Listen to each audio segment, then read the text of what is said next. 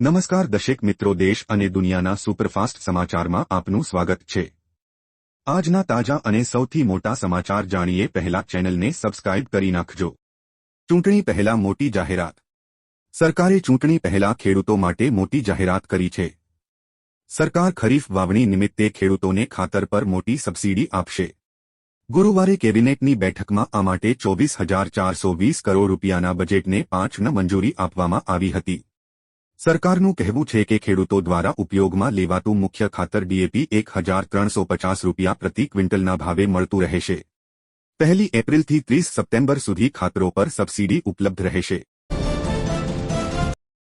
ડુંગળી બટેકાના ભાવમાં વધારો। બટેકા અને ડુંગળીના ભાવ વધારાએ સામાન્ય લોકોની મુશ્કેલી વધારી છે। છેલ્લા એક અઠવાડિયામાં બટેકાના ભાવમાં પ્રતિ કિલોએ ₹10નો વધારો થયો છે। બીજી તરફ ડુંગળી પણ પ્રતિ કિલો ₹5 મોંઘી થઈ છે। વેપારીઓનું કહેવું છે કે હોળીના તહેવારને કારણે બટેકાનો ભાવ વધ્યો છે। ડુંગળીનો ભાવ હજુ પણ વધી શકે છે।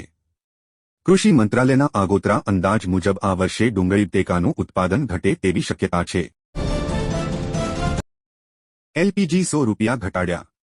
મહિલા દિવસ પર મોદી સરકારે મોટી ભેટ આપી છે। એલપીજીના ભાવમાં ₹100નો ઘટાડો કર્યો છે। વડાપ્રધાન નરેન્દ્ર મોદીએ ટ્વીટ કર્યું હતું કે આજે મહિલા દિવસ પર અમારી સરકારે એલપીજી સિલિન્ડરના ભાવમાં ₹100નો ઘટાડો કરવાનો નિર્ણય લીધો છે।